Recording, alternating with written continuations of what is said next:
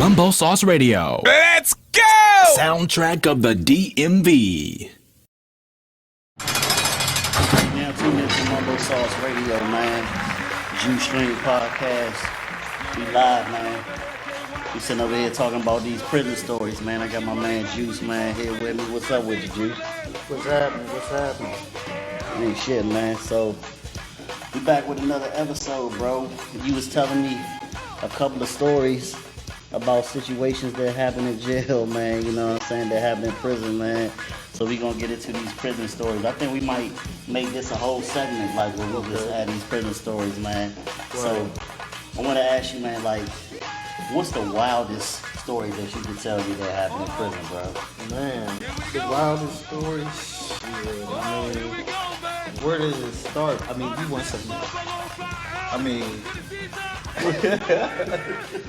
there's so many stories, man. I mean, what's the wildest jump? I mean, there's so many wild joints, you know what I'm saying? I mean, the topic, like, how would you categorize wild, you know what I'm saying? Like, you see it all in there, you know.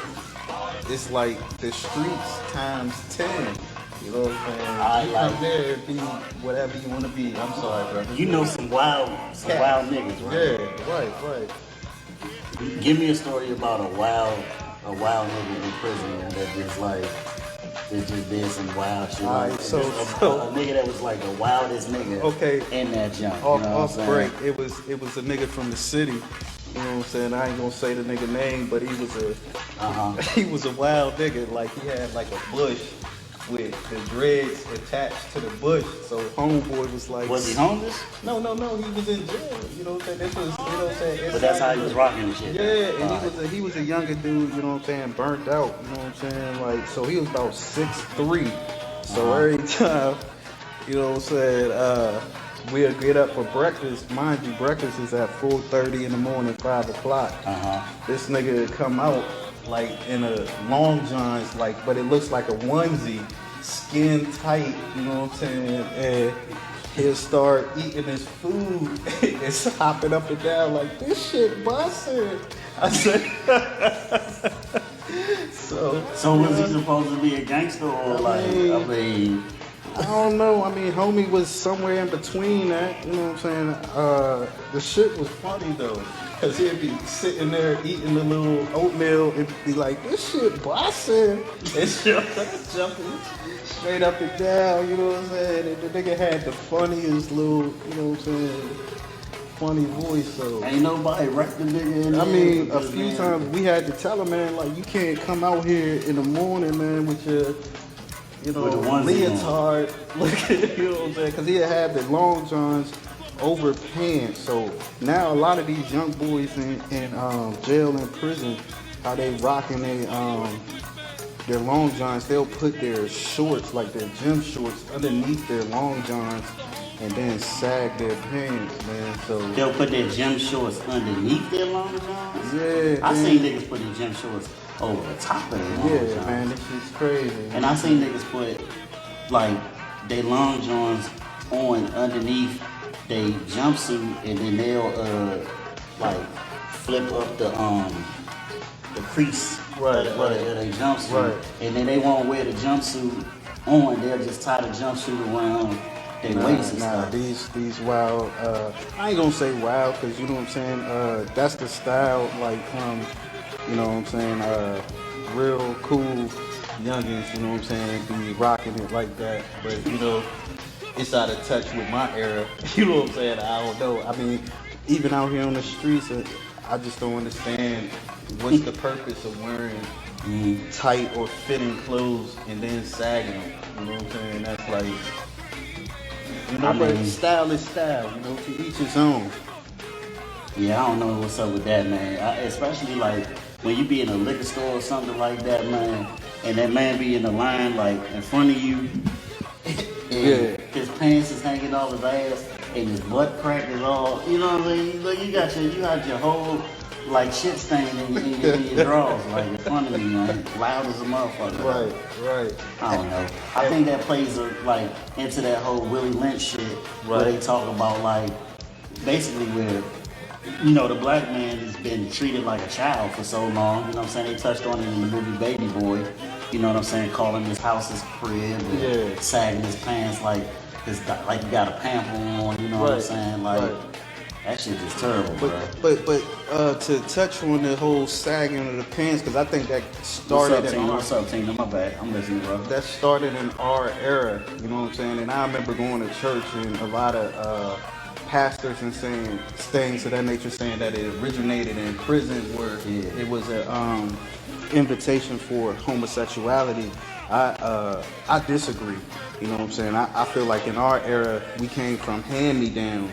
You know what I'm saying? So you familiar with it, you know what I'm saying? Whether it be older brother, older cousin, you know what I'm saying, uncle, whoever, or even, you know what I'm saying, just the room next door. You would inherit his clothes.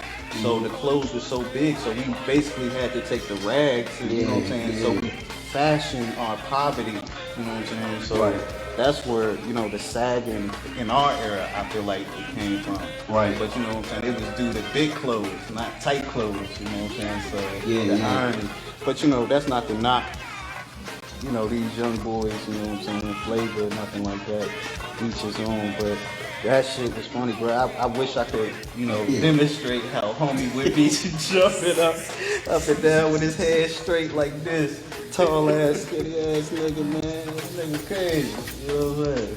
But oh man, that shit wild. But that's only the half, you know, behind them walls, it's kind of like you can be whatever you want to be. You can, you know what I'm saying, reinvent yourself, recreate yourself. And so niggas don't check niggas' resumes? Absolutely. I mean, you know, I'm a little more calm, cool, and collective. You know what I'm saying? I ain't even got to check your resume because, you know what I'm saying, you can tell a fake from a handshake. Yeah. Pretty much. And especially in environments like that, you basically can read, you know, whomever within, you know, the first two sentences of how, you know, he speak, and then his actions, how he carry himself when he first come in. You know what I'm saying? Yeah. You know, so it is what it is. But so where you was at, did they have people divided by their section, like where they city, where they from, or how was that? You know what I'm saying? Like, you know, was the DC car, you know, over here, the Muslim car over here, the VA car over there, whatever. You know what I'm saying? Now, where I was at, you know, I was the only one from VA or even the DMV area. But, you know, you did have, you know, no matter what institution you go to, I think is very much segregated. Like, the institution is going to segregate, and then the population is going to segregate, as you know. You know what I'm saying? You're going to have, you know, for real, when you get classified, they do it mainly by race. You know what I'm saying? You get classified by race. And then how you eat, of course. Like, where I was at, everybody basically, you know, was active. For lack of a better word, you know what I'm saying? So you talking about active gang members or? Yeah, man. Okay. Active. So I think I might have been the only one, or maybe out of 500 people, like maybe one or two that weren't active. You know what I'm saying? So of course that, you know, you have religious sects, you know what I'm saying? The Christians sit with the Christians, the Muslims sit with the Muslims, you know what I'm saying? All the way down. You know. So what gangs did they have out there where you was at? Man, shit, I ain't never even heard. I mean, no disrespect. You know, like I come up in the era like we touched on before in the first episode, episode 12. I mean, you know, up here we used to just claim our neighborhoods and things of that nature. So down there you had Boss, you had Blood, you had Crib. You said Boss? Yeah. That's you talking about like folk? Man, I don't know. You know, I don't know the knowledge, and I don't want to disrespect nobody. You know what I'm saying? Yeah. So, but you had GD. You know what I'm saying? And for real, believe it or not, you had a lot of AB where I was at. You know, Aryan Brotherhood. So how they act in that zone?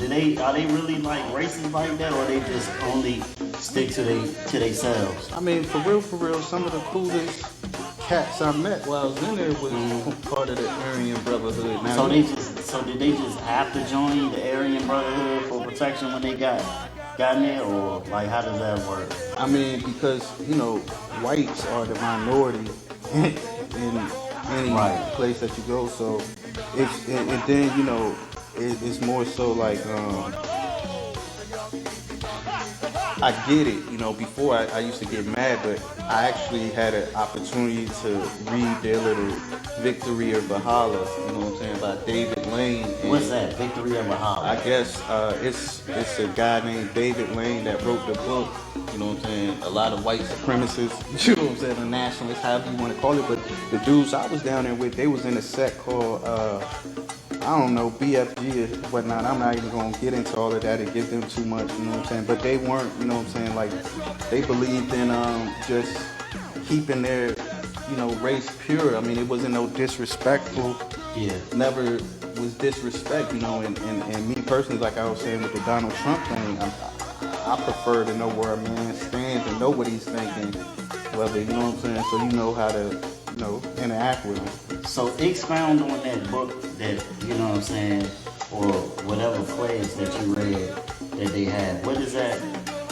You talked about it briefly, so what in it, you know, stuck out to you that you read? Basically they got like 14 laws and 88 precepts. So, you know, that's where the whole 1488 come from, you know what I'm saying? And I've never seen 1488. Where is that displayed at? that's a part of they like doctrine, whatever you want to call it, you know what I'm saying? Because, you know, they have a whole lot of different things, even when you see Thor and Odin and stuff like that, like that's why they say Valhalla, because Valhalla is like their, you know, Valhalla. You know, you might have seen it in big video games. I think Assassin's Creed had an edition where it had Valhalla. It's like heaven, you know what I'm saying? And Nordic, you know what I'm saying? Lore or whatever, where you got Yoki and Thor and Odin, and that's a whole, you know what I'm saying? Spill. But you know, I know when one brother, because I allowed him to read my apocrypha, and he gave me what's an apocrypha? Write that down. That's the hidden books. It just means hidden, or it's a Greek word for hidden. So that's the missing books of the Bible, the original 1611 King James Bible. You know, because, you know, while I was in there, I wanted to, you know, understand all different cultures and just, you know, read. So I read the Quran in there. I read the Kama Sutra. What is the Kama Sutra? It's a Buddhist, you know. Is that a freaky book?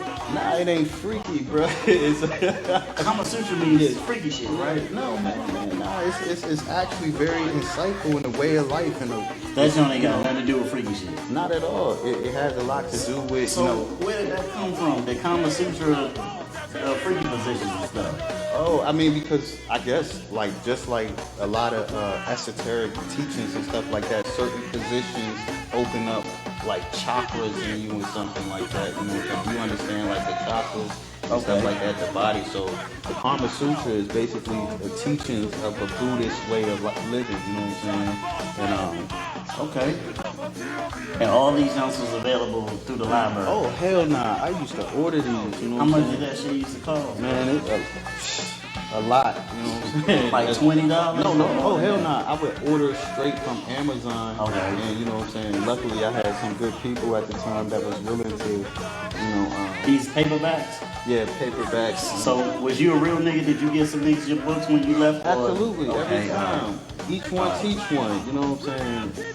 Withholding knowledge is the greatest form of oppression. Okay. Did you keep a couple of them? Absolutely, I kept. Which ones did you keep? My apocrypha, I kept from Babylon and Timbuktu, a book about all dark races by Rudolph Winsler.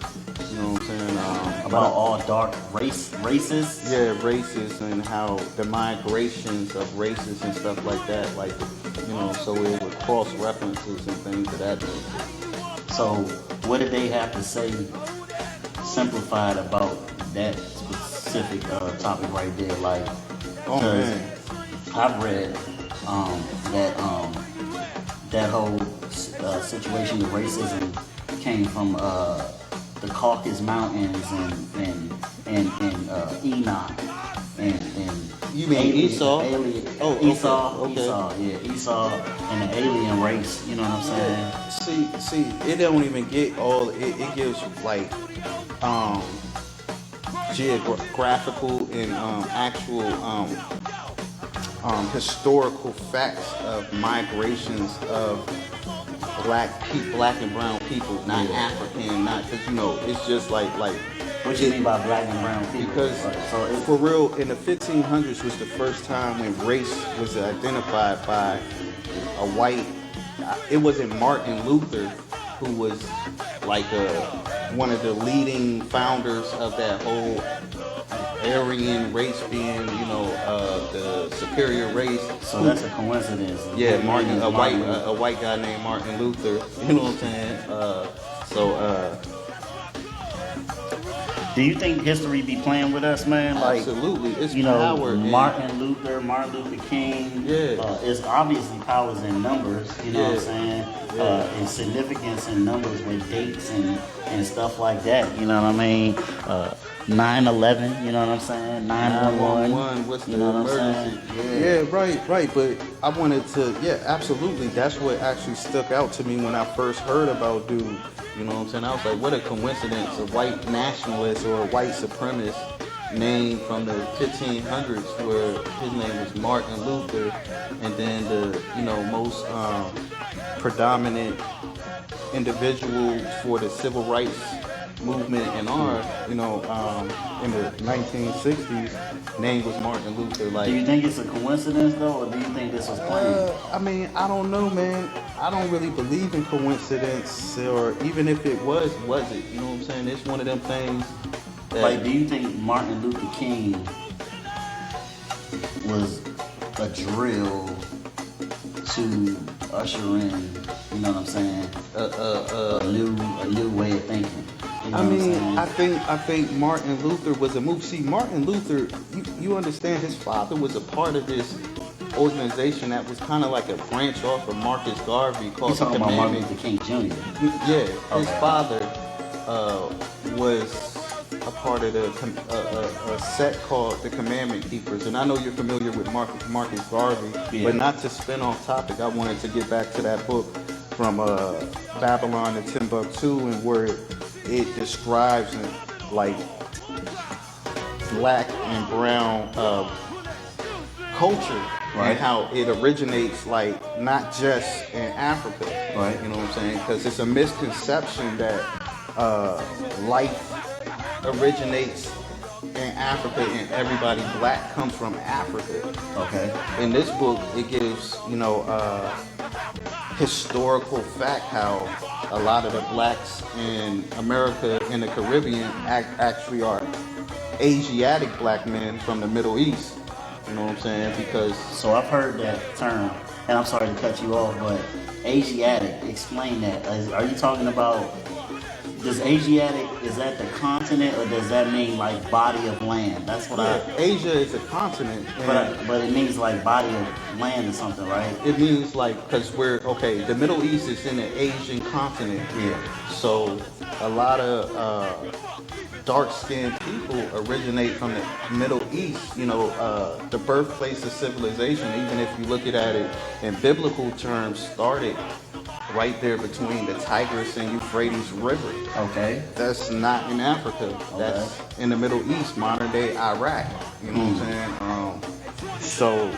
And it says it was 4 rivers, the Pishon, the Tigris, the Euphrates, and 2 of the rivers dried up. And this is where the Garden of Eden was supposed to be at. So this is the birthplace of civilization. You know what I'm saying? So original man, which, it's not in dispute, Obviously, we all know who original man is, So that was the birthplace of civilization, and it explains from there the migration of all the dark races and how Africa and the Middle East is a landlocked bridge. Even when you look at in the Bible with Moses and the Exodus out of Egypt, they really didn't have to cross the Red Sea because they could have walked out of Egypt. You know what I'm saying? That was just to show God's glory. You know what I'm saying? In a sense, but even down to that explains like how, even if you look like in India, you know what I'm saying, which is Asia, you have dark-skinned people, you know what I'm saying? And dark-skinned people, even when you look at the Americas, the indigenous people were dark-skinned people. So Right. everywhere, even Australia, the Aborigines, dark-skinned people, black people. Like, Let me ask you something. Do you think that African American people are basically Native American people? Well, not African American. Like when I think of African American, I think of an African that has migrated to America. yeah, but even We then, we are not Africans that migrated to America. And there's no disrespect to Africans, you know what I'm saying? Because we are black. No, it's and we the- do come from Africa, but would that's you consider that's us to be disputed. Native American That's disputed. I believe that. or just American? No, we're. I believe a lot of dark-skinned people were already here in the Americas. You know what I'm saying? And a lot of Native Americans look like us, closer to the Aborigines in Australia. However, when you say African American, I think it's disrespect to us black people here in America because it's a double negative. No other culture, Chinese American or nothing like that. You don't hear that European, German American. You know what I'm saying? Africa is a continent. Even like when you go to Africa and coming over here in America, they'll be like they're African, but over there they're gonna tell you what country they're from, not the continent. You know what I'm saying? So that's all westernized. You know what I'm saying? Thinking so. Man, Shit crazy, right? it is, but why though? You know what I'm saying? Like why us? Why rob us of our identity? Why go through all of the trouble to, throw these double entendres out here, throw these misconceptions, these misleading, terminologies out there? Why, bro? I mean, when a person don't know who he is, you can always,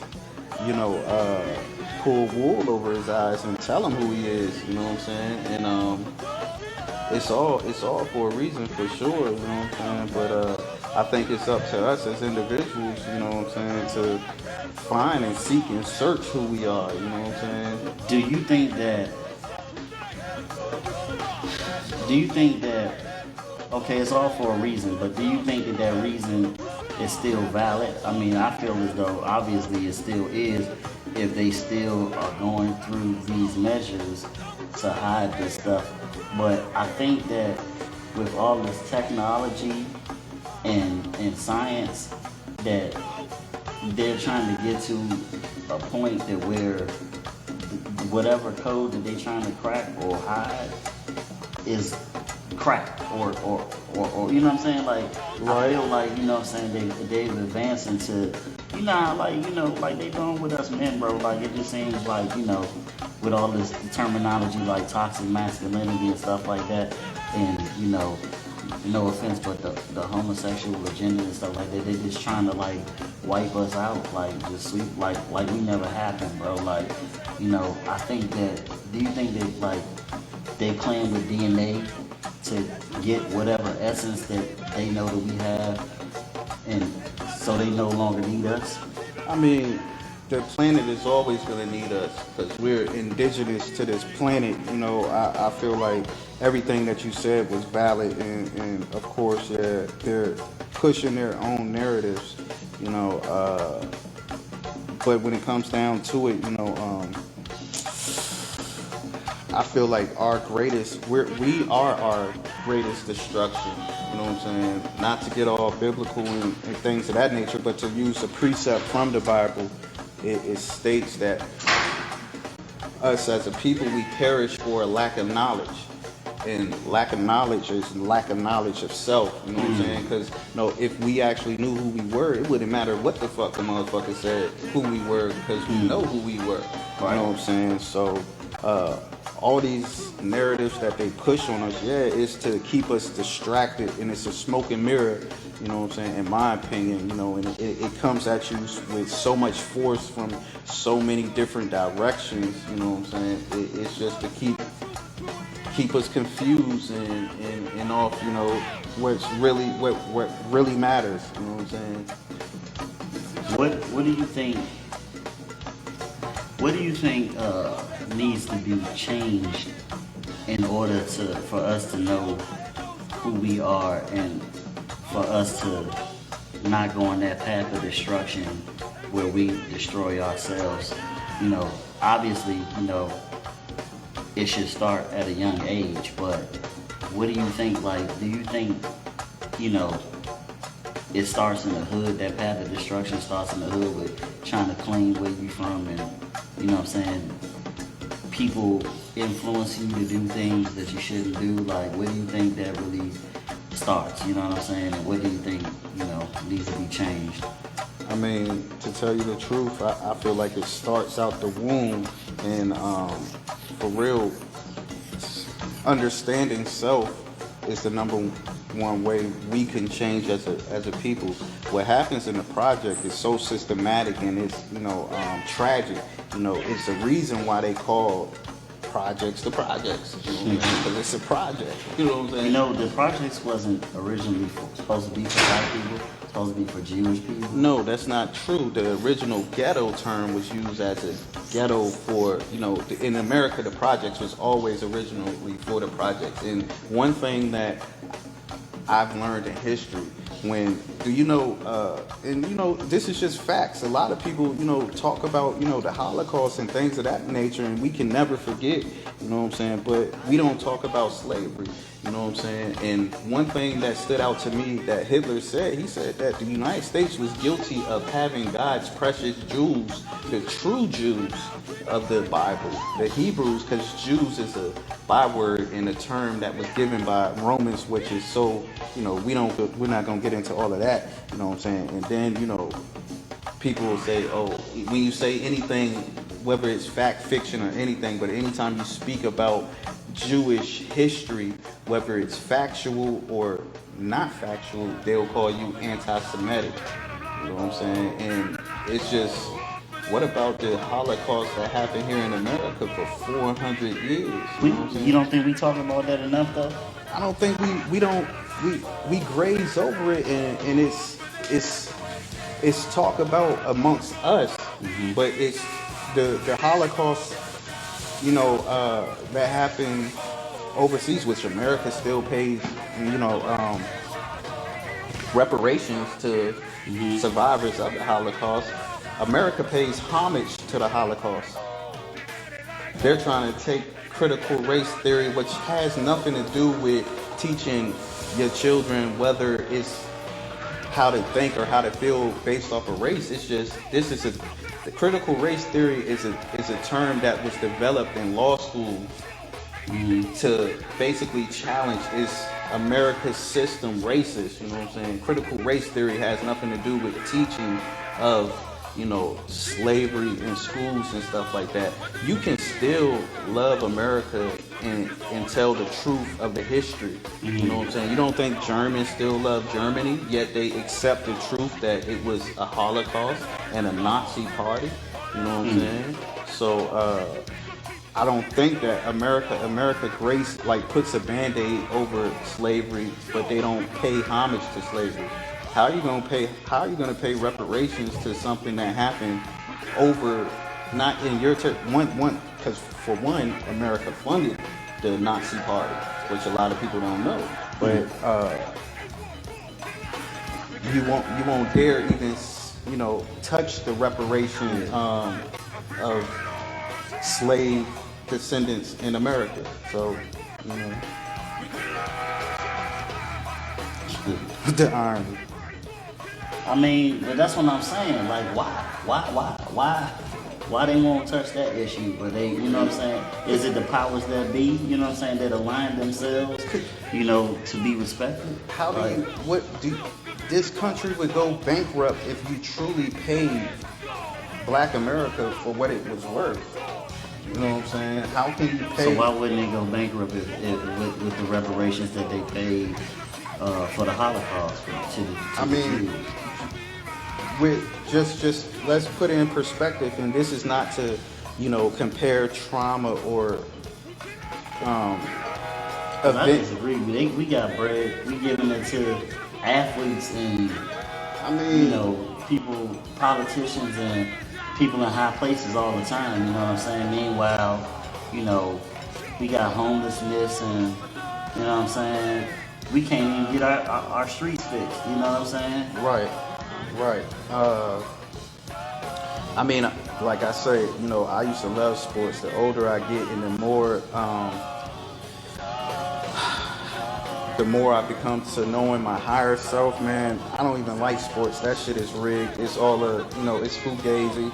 We're, like I said in the other episode, we're encouraging our kids to be entertainers for people, that don't love them. You know what I'm saying? In a sense, so, man, I'm all for, we should flip the script on them and take power back and influence our youth. Hey, go, let's be politicians. Let's be doctors. Let's be lawyers. Let's even be police in your community. You know what I'm saying? Because what percentage, the percentile of, like, I know when I was growing up, speaking for me, almost everybody said, I'm going to the NBA, I'm going to the NFL. Right. You know what I'm saying? And now, be a rapper. Nowadays, it's like everybody want to be a rapper, you know what I'm saying? Not everybody had rap dreams when we was growing up. Right. You know what I'm saying? Or a dope boy now, you know what I'm saying? But, yeah, but that's because we've always been the entertainment, you know what I'm saying? Mm-hmm. We've always, whether we was tap dancing or, we always been the entertainment, bro. right. So that's an avenue that they knew, people knew that they could get into or whatever. Yeah. And then when they started paying like they was winning, they was like, okay, well. I mean, even like, and this ain't no punch at, professional athletes. Yeah, they paying like they win, but, it baffles me when, even with this Black Lives Matter movement, you know what I'm saying? Which, of course, without a doubt, I feel Black Lives Matter, and done the right way. I think it has its pros and its cons. Yeah. But you got like even after the George Floyd situation and all these professional athletes talking about equity into the black community. For real, all it takes is about 5 of these motherfuckers. Look, they say it's 375 million people in America, and the black population only represents 12 to 15%. Right. So roughly, that would put less than 50 million black Americans in this country. One professional basketball player makes that $50 million in 1 year. Right. So if they really wanted to affect the equity into black America, all it would take was one to sacrifice 1 year of income and salary and say, I'm going to give $1 million to, you know what I'm saying? But see, to be fair, there's some athletes that do that do donate to certain causes and stuff like that. But it's still, it gets a little, it gains a little momentum, but it really ultimately goes nowhere. So, I'm not denying the fact that athletes donate, because most times, the people that do give back to communities are athletes and rappers. You don't have these successful businessmen that what's funny to me when rich people say that they don't believe in socialism. However, they live in a socialistic system amongst themselves. You know what I'm saying? Because all it is, socialism is just cycling money between a certain group, and that's what rich people do. This whole country is socialism, classism, racism, all that ism is the same ism, bro. You know what I'm saying? We've been taught to be like that. We've been taught the mentality of a dog-eat-dog world, and even with COVID, bro, like with the vaccine card, you know what I'm saying? Mm-hmm. It's socialism, bro. Or classism, like, you can't do this unless you have this card. Right, that's crazy. Now it's the common flu, but now you got I seen something this morning, they talking about they're fearing that monkeypox is about to have a large impact on schools now, and they're preparing for it, handling the spread of monkeypox. Let's talk about monkeypox. Why that gotta be called monkeypox? You know what I'm saying? Why do you think it gotta be called monkeypox? It might as well be called nigga pox. You know what I'm saying? You know, everything. Why did Ebola virus have to be called Ebola virus? Yeah, I mean, Ebola sounds crazy, but monkeypox sounds crazy, bro. I mean, that's what I said on the last episode. Like, it's almost as if, like, you know, hey man, the mask is off. Like, we just gonna say what we mean now. We not even gonna hide behind certain things. We just saying basically fuck y'all. You know what I'm saying? Like, you know, Right.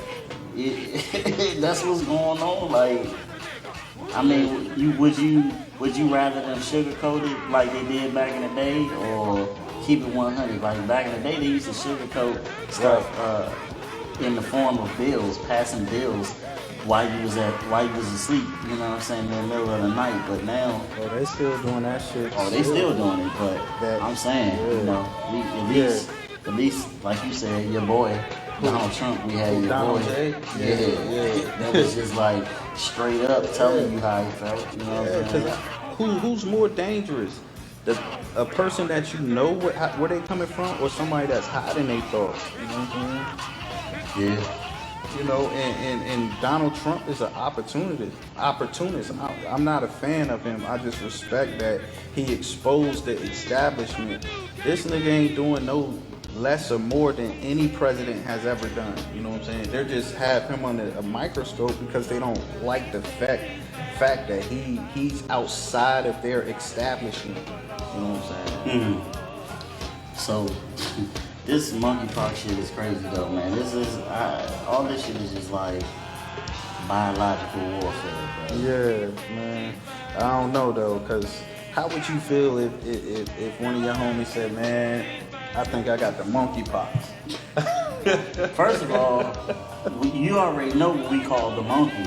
Yeah, right.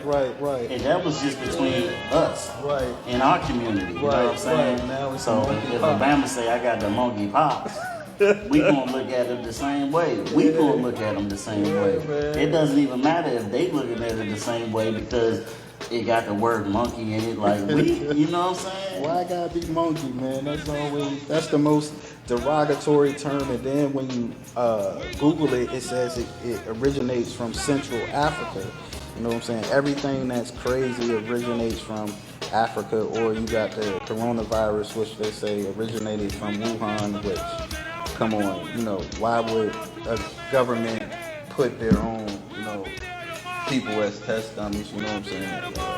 Oh, I forgot, you know, governments do that, America. Man, but prison stories, man. We done went totally left. That's all good, though, Yeah, man. it's all good. I mean, shit, man. I wish we had other people, cause you know, like I say,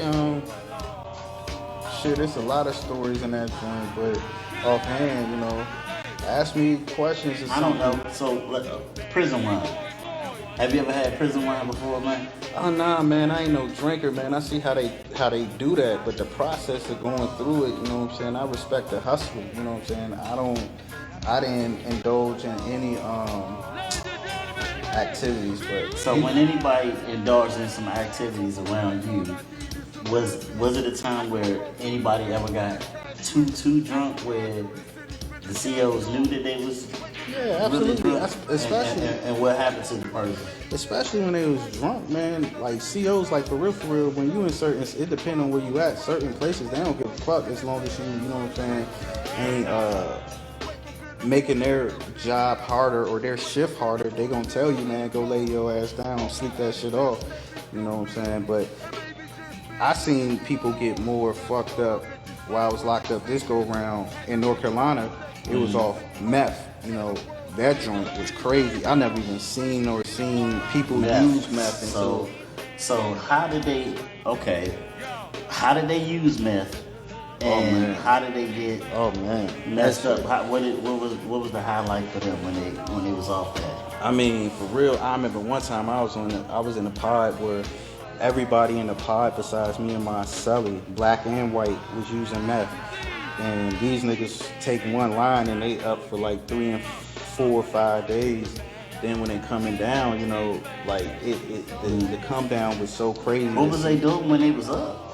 I don't know, man, because at this time, I was the rotation. You only got like 4 hours out your cell. You know what I'm saying? So it was crazy, man. They was getting high, you know, and like they took the coffee. That's another wild story. I tell you, they took the coffee. I think I shared it with you. They took the coffee off the commissary, the dry freeze coffee, because they said that they was booty bumping meth with coffee and shit, and they caught the shit on camera. I'm like, yo, why the hell do you booty bump? You know what I'm saying? Hold on, wait a minute. So they booty bumped the meth with coffee, and they caught them booty bumping it on camera. They said they had it on camera that they were booty bumping coffee in the day room. How did they have I don't it? know. So they was booty bumping it in the day room? Yeah. Why would you do it in the day room? I don't know. I mean, meth is a hell of a drug, man. I seen some shit where that shit is crazy. You know what I'm saying? To each his own, you know. But share with us the shit that you say. I mean, meth. The gay shit, you know what I'm saying, but you know what I'm saying, that shit, I don't want to talk about that crazy shit, but nigga, yeah, we ain't gonna talk about it. Nah, that's, you know, that's crazy, but I think, you know, what was crazy to me this go around to see how many young dudes were, you know, dependent on drugs this go around. What did it make them feel like? So they was up, okay, what else? It made them, obviously made them pretty horny, right? I guess, you know what I'm saying, yeah. But you know, when I know somebody was off something like that, why would you want to be horny in jail? I don't know. Why would you want to be high in jail? I mean, I get it. Yeah. You want to get away. Yeah, I mean, exactly. but still, you know what I'm saying? That's I don't know. To each his own. But a lot of the young dudes were off of, you know what I'm saying, like drugs that when we coming up, we be like, man, the hell, you know, like. Niggas was, you know, smoking crazy shit in that joint. You know Like what? Like paper. You know what I'm saying? Expound on that. So man, I don't want to be tipping too much. You know what I'm saying? Yeah, but you know, niggas just doing the most in that joint. You know, doing. Bro, everybody knows. You know what I'm saying? What goes on in prison as far as like, you know, what stuff, you know, people are smoking except the listeners, you know what I'm saying? Yeah, like I mean, they like what goes on in prison is always gonna keep going on in prison. You know, they're gonna try to stop stuff from happening as much as they possibly can, but stuff is just gonna get through in prison, bro. It's just, I mean, what it is. For real, it won't have to. The only way that it gets through is through, you know what I'm saying, the ones that move and you know what it is, you know what I'm saying, and they don't care, but you know, like I would say the thing that stuck out to me the most was you got these young cats coming in 18, 19 years old and ready to develop full-blown addictions to crazy drugs, like even pills and paper and, you know what I'm saying, drinking toilet wine, you know. What's up, Aquarius? You said they just coming in ready to develop addictions, but I'm saying, like you said, man, they in prison, man, so they trying to escape. You hear me? Like, yeah, I would feel some type of way, man. You know what I'm saying? If I was in there, like, first of all, you in this area that's you not used, this environment that you're not used to being in. Have you ever like been asleep in prison and woke up and realized that you was in prison? Like you was dreaming that you was somewhere else and you just woke up and you realized you was in prison and it scared the shit out of you. No, what would be crazy, you know, after you've been, you know what I'm saying, like you never want to go back or nothing like that. To me, what was crazy in the inside was being locked up and then dreaming dreams of freedom, you know what I'm saying? And then you wake up to them clink clinks, you know what I'm saying? That shit was real live, like a mind fuck. But I feel you, you know, I get that. I think, you know what I'm saying, but like getting away is getting away, you know. I can dig smoking a J or something like that, you know what I'm saying? But did niggas smoke J's in that joint? yeah, absolutely. Niggas was smoking paper, bro. You know what I'm saying? Paper. Like, loose leaf paper. Is this K2? Like, Man, I don't know. Like when I used to see that shit, I used to just walk away, bro. But you know what I'm saying? I don't know, man. That shit crazy. I don't really. That shit crazy. Do you think people came to prison and developed drug addictions in prison, and when they got released, that, you know what I'm saying, they was pretty much druggies? Absolutely, it intensifies. That's why it should be some type of prevention or abuse prevention instead of, you know what I'm saying. When you don't give no resources or anything, an idle mind is the devil's playfield. So when you have nothing to do. Say that again, that's hard. An idle mind is the devil's playfield? Yeah. So when you don't have nothing to do and you just behind walls all day, like you're locked up behind a lockup, behind a lockup, behind a lockup. You know what I'm saying? And most people, you know, it's gonna do something to them where they're not gonna really have the willpower to try to, you know, be productive. So they're gonna turn to, you know, trying to escape the environment. You know what I'm saying? And hence, you know, you can't get a book in there, you know what I'm saying, that's hardback, but you can get some hard in that motherfucker. You know what I'm saying? Oh, they don't let you get hardback books? Nah. And I get that because it's a nowhere will allow you hardback books. However, what I'm saying is even certain books is on a rejection list. Like for instance, Prince William County, which I can't wait to talk about their little facility and the things that they do there. So they have a process with books there that you can't have nothing outside of religious books. So you can't have any type of books besides religious books that are coming in from the outsource that you order, that you can get yourself. That's with. What I'm saying. Yeah. But they have a library, but it's so limited and it's full of like 5th grade level novels, like the James Pattersons. You know what I'm saying? You think James Patterson is 5th grade level? Bruh. Niggas was on the James Patterson. James Patterson is all of them little series. It's the Alex Cross series. They be like, hey bruh. Yeah. Did you read the Tales of the whatever? Yeah. I mean, I get it. They're beginning reader books, but you know, like books that really matter, that's gonna do something for you. You know what I'm saying? They're not gonna try to let you get in, and it has to be approved through a chaplain that's biased as hell anyway. But you know, y'all don't have no black chaplains? Nah. Oh. Nah, man. You know. Damn. Nah. For real, what's crazy about Prince William, you know, the chaplain in Prince William County is a part of an organization that's a national, like, it's a national nonprofit organization. However, the snack machines and soda machines that is in the jail, he owns them. Y'all had snack machines and soda machines? For the deputies and people on work release and workforce.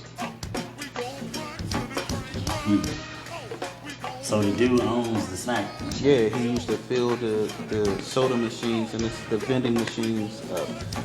But so he's a chaplain. All kind of money. But he's a chaplain that's non-profit. You know what I'm saying? Go figure. Things that make you go, This prison industrial complex is very, you know, intricate. And I mean, so do you doubt the fact that he's a I mean, yeah, of course he's trying to get money, you know what I mean? Like, my man sell insurance, and he's trying to, you know what I'm saying, sell insurance to the employees of the prison, you know what I'm saying? Because he's just trying to get bread. I know barbers that, you know, they was trying to get up in there, you know, during COVID, you know what I'm saying? Like, you know, or after COVID, you know what I'm saying? Because people trying to make a come up, but like, in fact, the barber that I know, he's also a deacon, you know what I'm saying? Right. So, but this is the difference between that. I'm not knocking nobody for trying to make a living, but if you have people that have no way to make a living or any way to make money, how are you going to try to make money off of those people? Like you said, the person selling insurance was trying to. So you don't think that they have, at that point, they don't have any means of making money, but they did have means of making money. Yeah, you but know what I mean? you can't. How can you spend money if you have no income in money? You know what I'm saying? Being incarcerated, you shouldn't. And if you know, I'm not gonna get into whether it's, you know what I'm saying, but I think it's a question of integrity there. You know what I'm saying? If you're willing to profit off of somebody and exploit somebody at their weakest state. So let me ask you this: if you think that people was making a bankroll in prison, that prison would be ran like a well-oiled machine? No, I'm saying if people were making a not reasonable wages. That's what I'm saying. No, it would be less people there because they wouldn't be trying to pay motherfuckers, and it would be less labor to do and less contracts. You really believe this? What? Okay, it's people that love going to prison. It's people What do you base that off of? I'm basing it off of the fact, like, it's people that are homeless that do crimes so that they can go to jail or prison, so that they can have, some type of, shelter, number one. And then there's people that just can't get right. Like some people are they're institutionalized. You don't think that term institutionalized is a real term? It has multiple meanings, but it can mean that someone is just used to being in that type of institution, and when they get home, they're programmed to feel this way.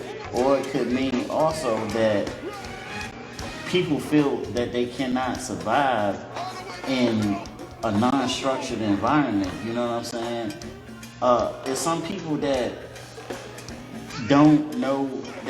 It's some people that can't keep a clean room, can't keep a job, they have to have a structured environment. Even people in the U.S. military, bro.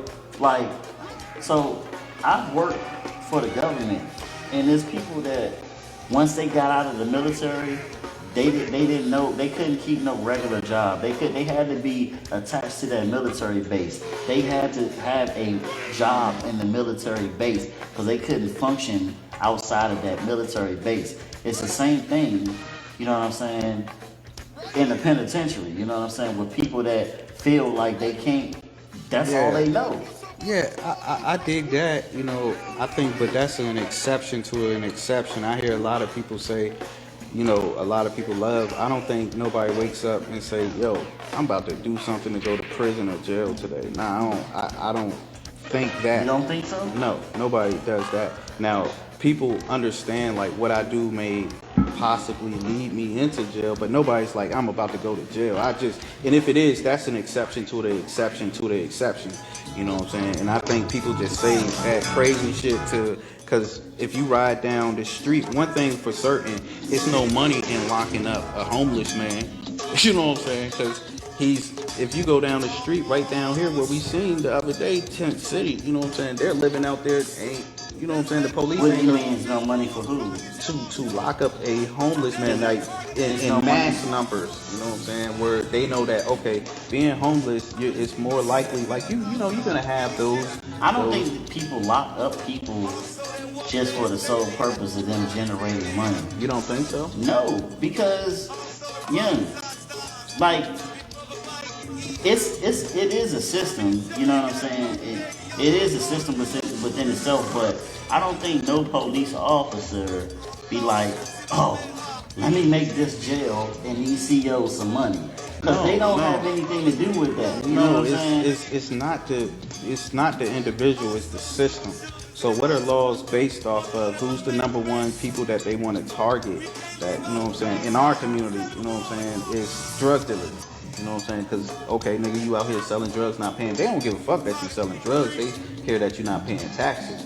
So, right. You know what I'm saying? We gonna get some of this tax money about you. You know what I'm saying? People who DUIs is probably the number one arrest that happens in the United States because it has no barriers, and that's why the laws has lessened and changed, because now it started affecting white America, business America, you know what I'm You saying? talking about DUIs? Yeah, DUIs. But do you think they don't care about DUIs? What you mean? Like Yeah, you just said, they care. don't care about drug dealing. No, they only I'm care not about saying. the taxes. Look, I'm not saying that they don't care about drug dealing. I'm saying that the main focus is you're not paying taxes. You know what I'm saying? But what I'm trying to say about DUI, that's the number one cause for incarceration now. You know what I'm saying? And when I first started getting locked up, your third time was mandatory 2 to 3 years. Now it's still dropped back down to now 90 days. You know what I'm saying? What, DUI? Yeah. For the third time, yeah, absolutely. I just was in with a few fellas that didn't get too much time for their third, fourth, because now who get DUIs? A lot of people, judges, lawyers, you know what I'm saying, businessmen, you know what I'm saying. A lot of people get DUIs. I don't know what happened with that, but I do know that they definitely care about DUIs because. I'm not saying that they don't care about DUIs. Yeah. I'm saying that that's the number one crime. I understand what you're saying. You know what I'm saying? And I know that judges and other people get DUIs, but DUIs definitely motherfuckers kill people. You know I'm not saying that it don't, and I'm not saying. What I'm saying is everything. You said that being in jail isn't about money or the system. You know what I'm saying? Like if they paid people in well, jail. I didn't say that. I said I was asking. Do you think that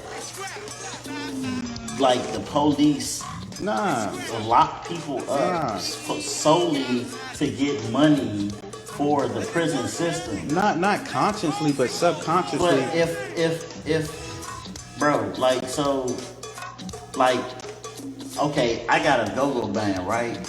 I got members. My members pay dues and stuff like that, like every week or whatever, right? Because we gotta get equipment, we gotta do whatever it is that we need to. We need to keep this well-oiled machine functioning, right? Mm-hmm. But when you start being late, you gotta pay a fine. When you start doing this, you gotta pay a fine. Like, paying fines, getting in people's pockets and stuff like that, and taking away, you know what I'm saying, their privileges. Sends a message, or it should send a message to somebody that really cares about that. Yeah, type of stuff. you say it sends a message, but DUIs is on an all-time increase. You know what I'm saying? Yeah, and so you saying the DUIs is on a lot of stuff is on an all-time increase. But that's what I'm saying. How does it? They say the definition of insanity is trying the same thing and expecting different results. I think that, like we was talking about offline the last time we had a discussion, which it was a dope discussion. I really wish that we would have recorded it. Right. I feel like, like I'm agreeing with you, like certain things happen and they review certain things and changes are made, you know what I'm saying? Like you just said, the change was made that for DUIs, they're not getting a lot of time, they're getting a little bit of time, you know what I'm saying? Like, and that might be revisited. Like, what we were talking about the last time where it wasn't recorded was the fact that, like, you were saying, like, it needs to be some type of prison reform because that's like cruel and unusual punishment. In certain cases, like when you put somebody in that small cell and stuff like that, and it turns them into animals or whatnot. And we gonna get into that. Mm-hmm. I think we need to revisit that conversation and re-record it. But basically the point I'm trying to make is like things get revisited and things change. You know what I'm saying? As far as the DUI situation is concerned, I want to tie the DUI situation in with everything. Like, a lot of people is coming home from a lot of different things. Like, your boy Donald J. pardoning a lot of people, you know what I'm saying? Like, the drug laws and stuff like that, when people get locked up, those things are changing. The marijuana laws, those things are changing. I think that... But you know why they're changing, right? I think that America does not... They're changing, number one, because it's overcrowding in the prison system, number one. And number two, like, I don't think that they really want to keep people locked up that long, for real. You know what I'm saying? Like, some of these laws are old laws. And, you know what I'm saying? Like you said, things change. You know what I'm saying? Like, they get revisited and things change, you know what I'm saying? But at the end of the day, you know, to for the point of what we were discussing, I think there are some people that they may not say, oh, wake up in the morning to say, oh, I want to go to prison, but they don't mind, you know what I'm saying, being in prison if it happened. Like, we all know that, like, let's talk about gang members, you know what I'm saying? Like, it's almost a given that you probably gonna end up in prison as a gang member. You know what I'm saying? And I'm talking about specifically people in that really come from that culture, that real culture in California. You know that you are gonna end up in that system. So why even do what you're doing anyway if you know that that's where you're gonna end up eventually? But that's such a blanket statement, and I'm not gonna say that I disagree, but that's anybody. Okay, why speed? Because you know if you speed, you can go to jail. Why drink? Because if you drink, it's a possibility you can get drunk in public. It's a possibility you get in the car, you're gonna get DUI. So people do things with the intent that they're gonna get away with it, not because they're saying, "Oh, I'm gonna go to jail." But guess what? It's a difference between speeding and gangbanging, right? You know, people speed when, like, if you speeding, you might speed and you don't see the police. Like, when you gangbanging, you know what I'm saying? Like, you do certain things like, oh, this person is on site. I'm gonna do this. I'm gonna shoot you. There's a difference between speeding and killing people, I'm not, or speeding and beating somebody up. Yeah, you know but still, we're still making, like, you know, like, it's levels to it. Yeah, to speeding is in danger to the public because you could do a lot and it could be a domino effect that happens and you can potentially hurt and kill somebody. Just like being an active gang member, you might, you know, do some damage. But I think when we get into all types of different degrees, it should be different degrees. But however, you know, I just don't think that, you know, I'm against mass incarceration. You know, of course you're gonna need crime and punishment in this country, but mass incarceration is not the answer. So when you say mass incarceration, what do you mean by mass incarceration? Overpopulation. So get into analytics. Like we discussed earlier, black people only represent 12 to 15% of America, yet we represent almost 70% of the prison system. How is that so?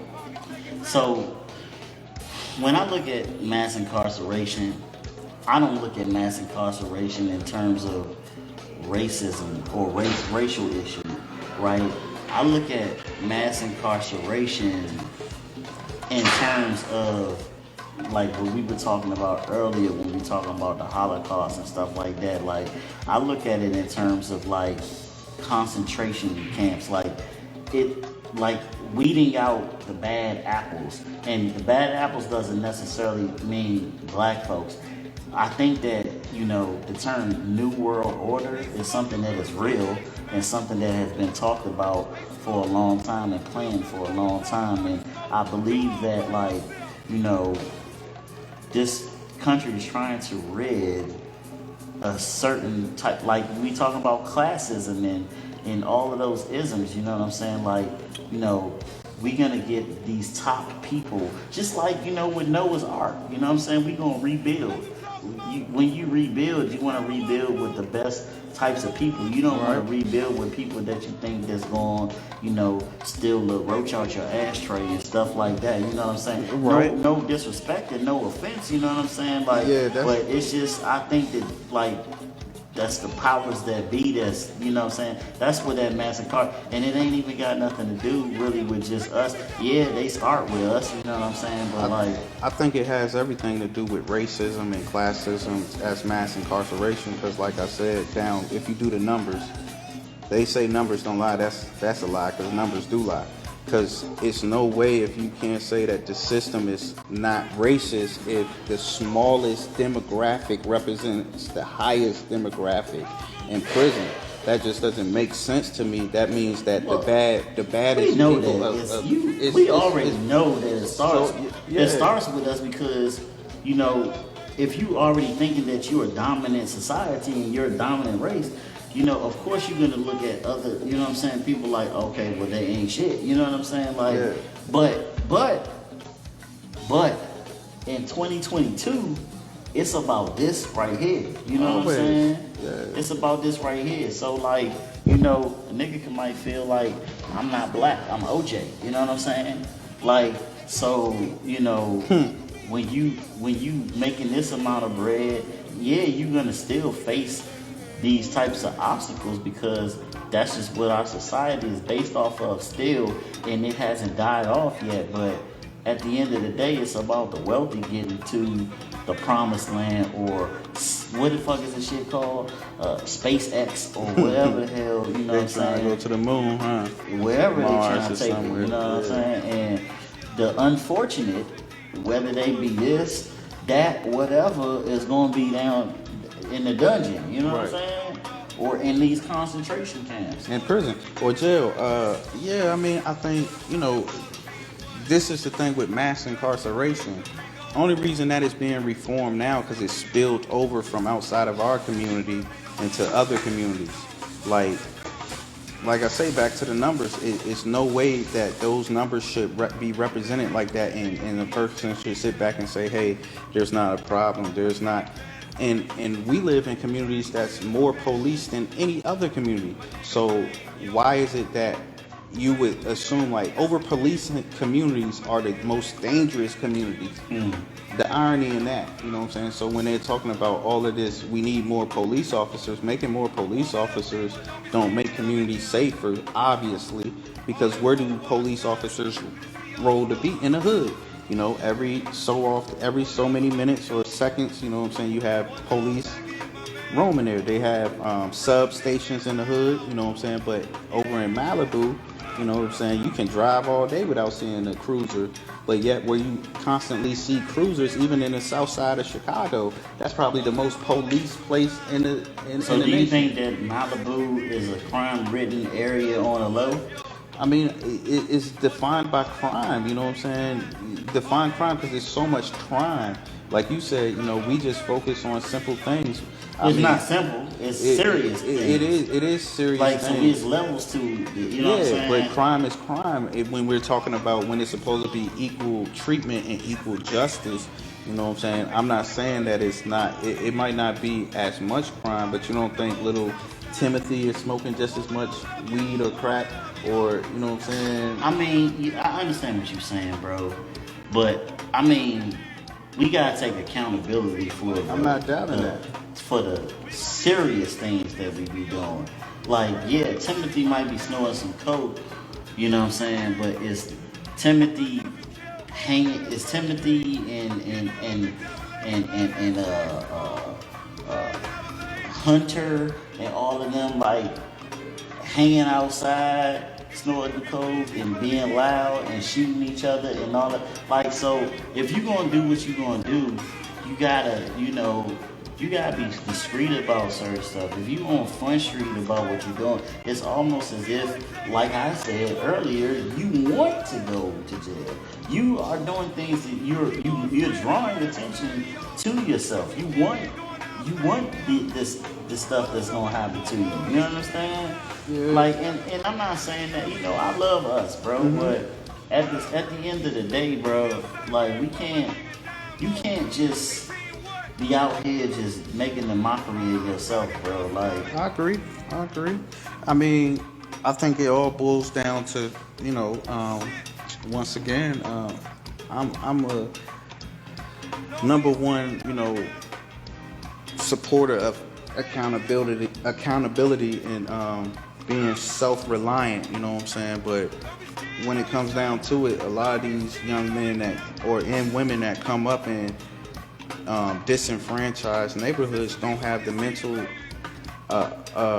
fortitude sometimes because their environment is so oppressive, man. Like, for instance, when I first came home, I was fortunate enough to come to a place which was pretty well off. So I noticed the difference between living where I live now and where I lived before I was incarcerated. Right. Where you live and your environment has so much to do with how you feel, how you act, and how you know what I'm saying? I agree. Respond to certain things.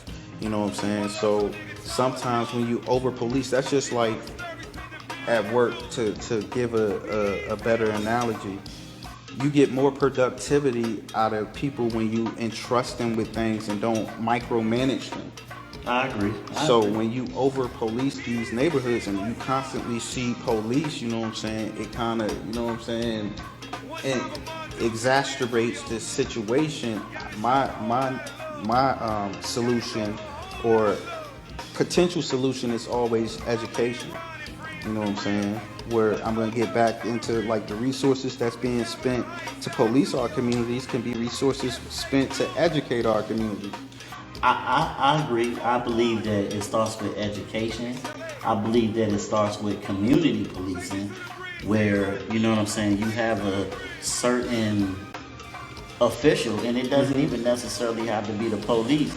It could be somebody in the neighborhood that everybody respect. You know what I'm saying? That, you know, check on the kids and make sure that they doing what they supposed to be doing. You know what I'm saying? You know, and it starts with programs. People need things to do. If they don't have things to do, they gonna be doing stuff that they ain't got no business doing because it ain't nothing to do. You know what I'm saying? People want to be seen. They want to have stimuli. You know what I'm saying? Like if you have youth programs and stuff like that, you know, you teaching kids how to do something that they want to learn how to do. You know, like stuff like this. You know what I'm saying? Like people are interested to know stuff like that. You know what I mean? Yeah. So, you know, it starts right there, and it doesn't matter. It does matter a little bit. You know what I'm saying? Your environment, but you know.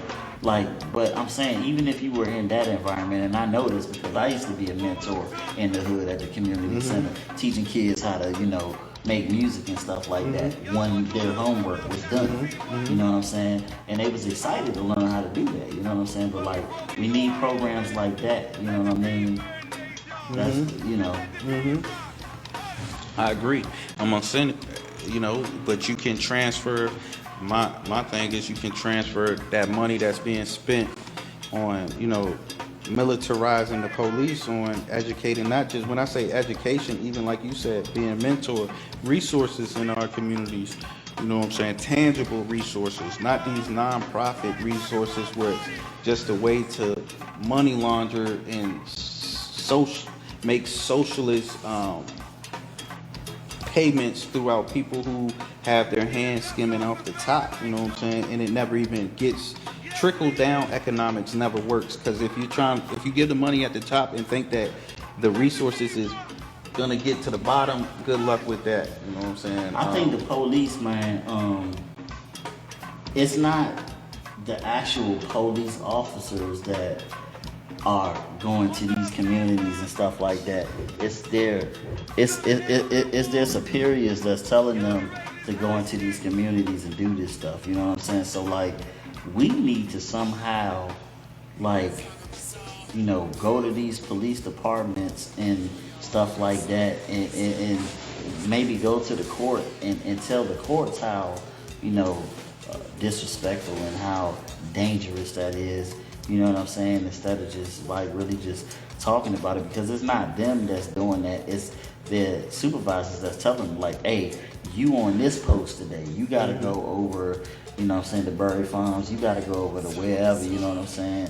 Like, but guess what? You know, they could also argue that these areas are high crime areas. You know what I'm saying? So the accountability also starts with us too. Absolutely. You know what I'm saying? So, you know, we got to find out where the disconnect is, as far as like, because we can't say that they can't be in our community if we have our community high crime areas. You know what I'm saying? I'm not saying that they shouldn't police. We're too far gone in civilization to just say that we can't, you know, have police officers. However, I don't think that they should be militarized. Like, I come back to the point, in an active war zone, You know what I'm saying? Wherever it may be a war zone, you have rules to engagement. A soldier can't just go rogue and just be like, oh, he has a gun. Pa, pa, pa, pa, pa, pa. You know what I'm saying? You have to be given permission to return fire or to open fire. You know what I'm saying? In active war zones. Now, you know, you have these police officers. This is an active war zone between two enemies. You know what I'm saying? So the police and in our community, it shouldn't be an adversarial, relationship, because these are citizens. You know what I'm saying? They're civilians, but they're citizens too. I feel that. You know what I'm saying? So if there's rules to engagement in active war zones, yet the police officers who's supposed to serve and protect citizens of the United States are, their first proclivity is always, oh, I'm scared. You're in fear? How are you in fear when you have all the cards is decked? That's like me and you know what I'm saying, and 10 of our homeboys go jump one dude and he said, and we say we were scared, that's why we beat him up. We need people like you that have a brain to say that, to represent them, know how to represent themselves and speak for themselves. Unfortunately, they try to kill you before you could even do that. You know what I'm saying? Yeah. But you have to be able to articulate. You know what I'm saying? And it starts with education first, like you said. It starts with education, and it starts. You have to be able to, when you know how to articulate yourself and you know how to speak that language or their language or whatever, then I don't think that there's anything wrong with that. You know what I'm saying? Like, the law is the law. Now that you are able to utilize the law and you're considered an actual human being now, I don't know if you're really still considered a human being, but if you know the law and you have some knowledge, you know how to articulate yourself and explain yourself whatever you did. Like Tupac did it, you know what I'm saying? Right. What up, Capri? And you know what's so crazy? And a lot of times, hey Capri. Hey, my man was talking about you. He's like, man, I show where she call in again, man. You know what I'm saying? And, for sure. And give her input on things. So the line is open for you, man. You know what I'm saying? I gotta piss, bro. I ain't even gonna hold you. Keep it going. You know what I'm saying? Tell Capri what we was talking about, bro. You think she gonna call in? She might, bro. The number is up, man. We might need to wrap it up. You trying to go to the bathroom right now? You don't want to wrap it up? We be alright. They be alright, yeah. Tell her what we talking about, yeah. All right, if she choose to call in. Yeah. Well, the line's over for you, but what she saying? I'm just tuning in, okay? I'm about to call. She about to call, so go ahead, man. All right. When she calls, hold up, Capri, call right now before I go to the bathroom, baby. How long you been running? I don't know how to work this.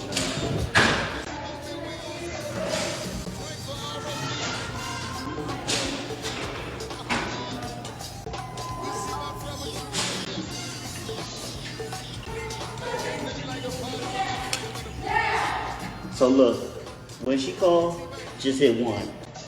It's gonna say, she called. I'm sorry, I'm about to pee on myself, so I gotta go real quick, bro. We all gonna wrap it up soon. She calling right now. I don't even know. She calling right now. So 1 now? Hit 1. It's not 1 to. Oh, It's a green button. It's not 1. what you talking about? Oh, this is this. Hello.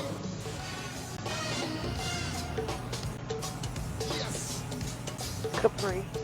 Okay, I sent the caller voicemail. Goodbye. It sent it to voicemail. Oh shit.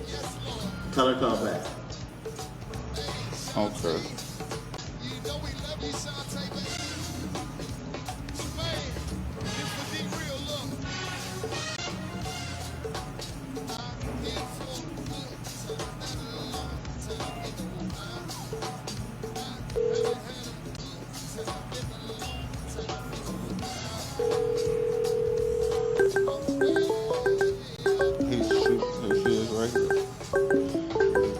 She calling. Call from Capri. To accept, press 1. To send a voicemail, press 2. To accept, press 1. Yo, yo, yo. Peace, God. What Peace, up with peace, it? queen. How are you guys doing? We good. I'm Great. gonna run to the bathroom. I'll be right back. Hold on.